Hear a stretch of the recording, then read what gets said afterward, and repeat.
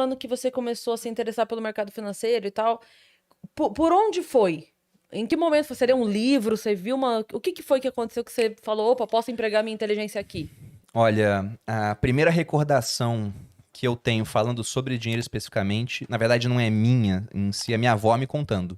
Minha avó por parte de mãe. Uhum. Porque os meus pais separaram, eu tinha uns 10 para 11 anos, aí eu saí de Taubaté, que era onde eu morava, e fui pro Rio de Janeiro. E minha mãe tinha que trabalhar, eu ficava com meus avós durante o dia. E mais ou menos nessa época, o câmbio que nós tínhamos no Brasil era de R$ 1 igual a $1. E no ano seguinte, praticamente da noite pro dia, nós chegamos a um câmbio de $1 comprando R$ 2. Uhum. E eu vi um monte de notícia de jogador de basquete que ganhava em dólar e agora tinha um dobro do dinheiro em comparação com o que ele tinha antes, né? Aqui no Brasil. E a minha avó falou que eu comecei a fazer conta assim: quando eu for adulto, eu vou ter tantos dólares, vou ter tanto não sei o quê. E ela, Bruno, nossa moeda é o real. Eu falava, não, vó, mas o dólar vale mais. Então eu já falava isso. Que a sua Nem moeda ia entendia ser o direito. dólar. Não entendi, eu só sabia que o dólar valia mais. Uhum. Então eu comecei a fazer conta em dólar quando eu era mais novo. E depois, passando um tempo, quando eu já estava na adolescência, eu não vim de uma família pobre, mas não é uma família rica, era uma família de classe média. Então nunca faltou nada, mas também não sobrava muita coisa. E eu falava, poxa, eu não quero passar pelos perrengues que eu via minha mãe passando, porque não faltava nada, só que tinha dívida, tinha pagamento de juros, tinha estresse por conta de dinheiro. E estresse que às vezes afetava a relação da minha família, né? Dos entes Que familiares. afeta de fato. Não tem Afeta, como, não pô, tem afeta. como. Se a gente for Não era buscar. confortável, não sobrava. Não era. Se a gente for buscar até causas de separação entre casais, essa é uma pesquisa americana e já tem tempo. Mas eu acredito que se fosse replicar aqui no Brasil seria muito parecido. Você via que a separação, o segundo maior motivo era problema financeiro. Só perdia para infidelidade conjugal feminina, porque a masculina ficava atrás ainda. Sim. Era a terceira. Sim. Então passava dessa parte, ficava lá no meio, era uma das causas maiores disso, né? Talvez até o casamento dos meus pais tenha acabado, entre outras coisas, por conta disso. Porque quando eles terminaram o casamento, estavam muito, mas muito endividados, né? Para valores da época, era uma dívida do tamanho de um imóvel, porque era uma dívida de R$ 40 mil. Dá para comprar um pequeno imóvel. E eles eram, apesar do meu pai ser uma pessoa super inteligente, a minha mãe também, eles tinham um perfil onde o meu pai era desligado com relação a dinheiro, não ligava muito, e a minha mãe gastava de maneira descontrolada. Então aquilo gerou um acúmulo de dívida, gerou estresse entre eles. Então foi mais uma gota d'água dentro de um copo que tinha outros motivos também para estar cheio. Mas eu vi aquilo, pô. Meu pai com dívida, minha mãe com dívida. Os meus avós, para eles era normal ter dívida, mas era uma dívida mais tranquila, era um empréstimo consignado. Mas ninguém investia. Eu falava, poxa, por que ninguém investe, né? Então eu comecei a falar que com o meu primeiro salário eu iria fazer um investimento. Eu não sabia no quê, né? Eu sabia que existia renda fixa, que tinha ações e bolsa de valores, mas não sabia como funcionava. E eu fiz isso mesmo. Com 17 anos, quando eu passei a ganhar R$ 400, eu peguei R$ 100 para fazer meu primeiro investimento. E era até engraçado que eu falava com a minha irmã, meu primeiro salário eu vou investir. Mas também falava que o primeiro salário eu vou comprar um notebook. O primeiro salário eu vou comprar um tênis. Eu vou te dar um presente. Você vai ganhar quanto, né? 10 mil de primeiro salário? E acabou que, entre todas as coisas que eu fiz, o investimento estava lá. Eu investi R$ 100. Né? Aonde? Por critérios muito interessantes até. Foi no extinto Banco Real que o Santander comprou. Porque no Exército, quando você entrava, você tinha que escolher um banco para receber o salário. Tinha duas opções na época. Era o Banco do Brasil e era o Banco Real. E aí cada banco dava uma palestra para mostrar por que ele era melhor. Aí na palestra do Banco do Brasil e o pessoal concursado do banco, né? Senhora, senhora. Na palestra do Banco Real e um gerente lá que trouxe umas 10 modelos e falou, quem quiser abrir conta, é só falar com essas moças aqui. E todas lindas, né? E eu com 17 anos pensando, eu acho que o Banco Real é melhor no final das contas. Aí fui abrir a conta no Banco Real e depois eu fui ver no que eu posso investir com R$ 100. E só tinha uma opção disponível na época. Hoje em dia tem muito mais opção. Você consegue Sim. investir com menos do que isso e com Sim. um leque muito maior.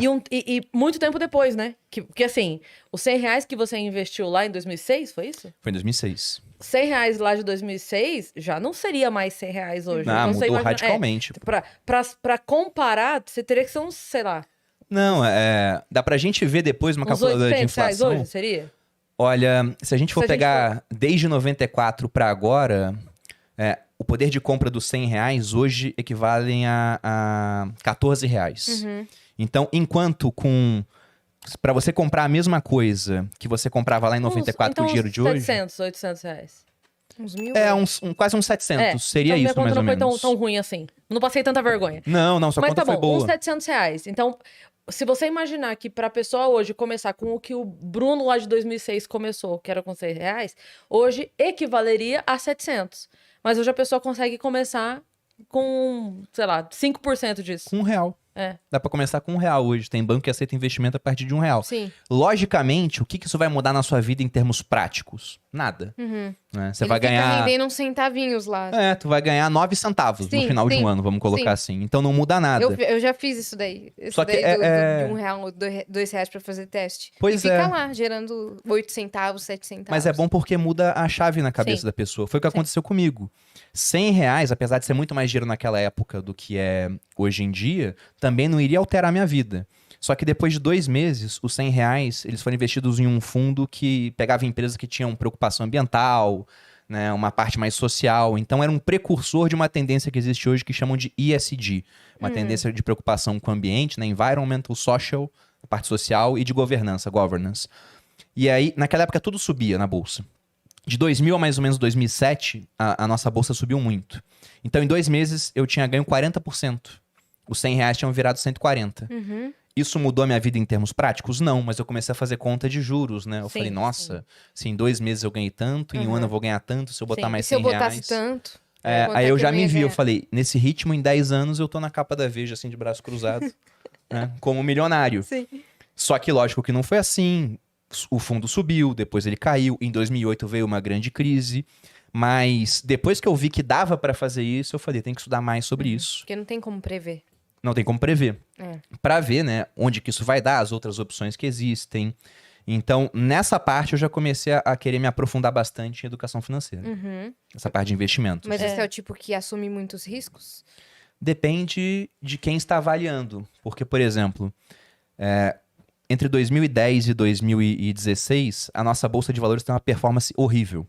Só que não foi horrível igual a gente viu na pandemia, que em março a Bolsa caiu pra caramba de uma vez. Uhum. Ela foi horrível ao longo de 6 anos. E ela dava umas falsas esperanças. Subiu um pouco, aí depois caía. Aí depois subia, aí depois caía. Subia e caía. Então, foi uma sangria lenta durante um período muito grande. O pessoal foi saindo da Bolsa.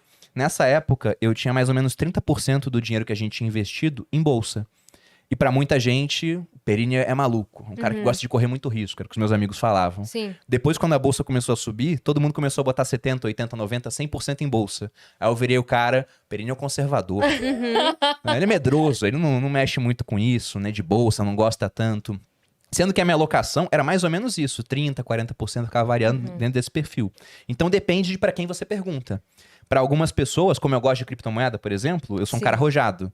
Para outras pessoas, ele gosta, mas ele fala para ter pouco. Então, sou um cara conservador. Depende da lente de quem está observando, né? E do terreno ali que você se Exatamente, encontra, né? exatamente. Mas eu me julgo um cara conservador, Sim. mas um conservador que sabe que para ganhar dinheiro tem que correr certos riscos, né? Que o risco maior, inclusive, é, igual o Mark Zuckerberg fala, não correr risco nenhum no final das contas. Porque o nosso dinheiro, como você falou, Cris, ele é feito para desvalorizar. Ele é programado para isso. Até pegando essa ideia de inflação, tem uma frase, eu peguei de um livro americano, que fala assim, ele falava do americano, podemos trazer para cá, né? Que o brasileiro está ficando mais forte. Porque lá em 94, para carregar R$100 em compras, meu pai, que é um homem forte, precisava da minha ajuda.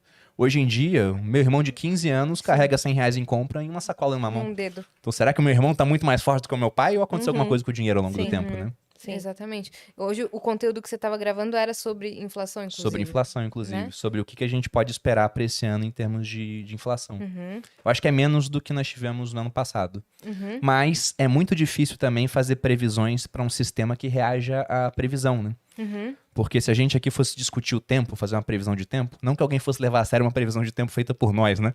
Mas o tempo vai não vai que sim. mudar porque a gente previu que vai chover.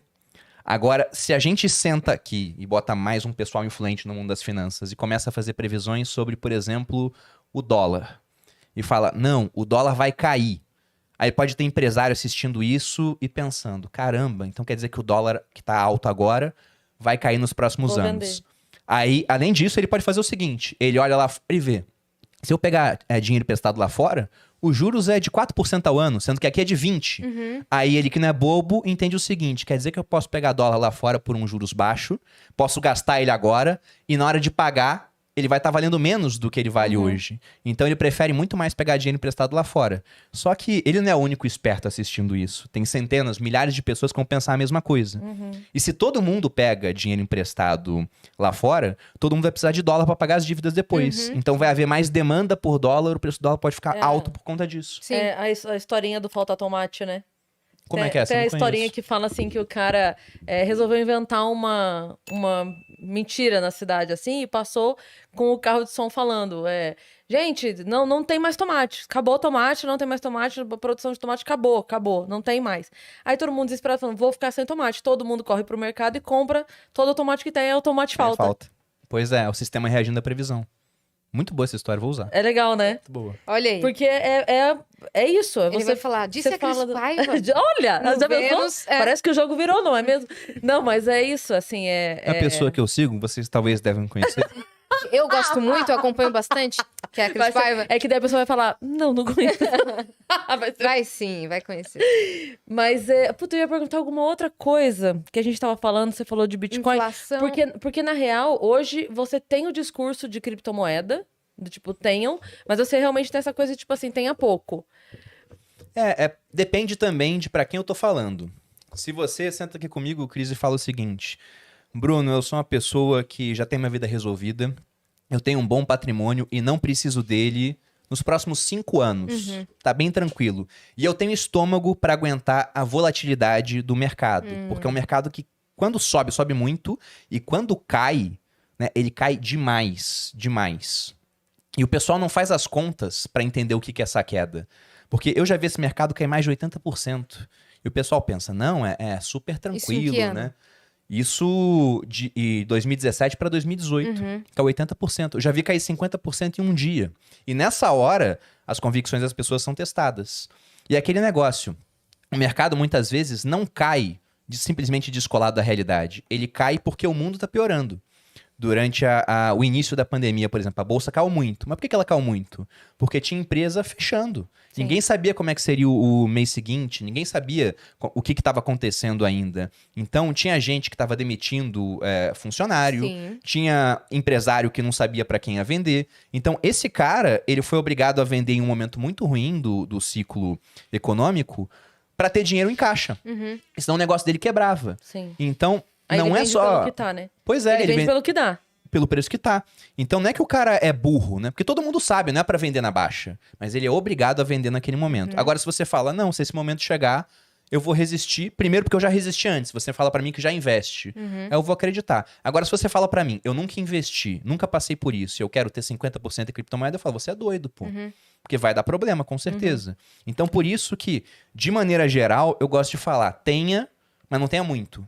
Agora, casos específicos, eu tô com muito menos alocação de patrimônio em bolsa e tem bastante espaço para correr risco em criptomoeda, posso ter 10, 15, 20, eu vou dar minha opinião e talvez seja favorável a isso. Eu mesmo hoje, eu tenho mais de 20% do meu patrimônio em criptomoedas, do meu patrimônio investido, melhor dizendo, em criptomoeda. Bitcoin? Não só Bitcoin, mas principalmente Bitcoin. Se eu for pegar a distribuição desse patrimônio, 90% seria Bitcoin, 5% seria Ether, que é a moeda da rede Ethereum, e os outros estão E espalhados em um altcoin? monte. Ether e as outras são todas altcoins. Ah, né? tá. Bitcoin é a primeira, e depois As outras vieram as altcoins. alternative coins, que foram as outras.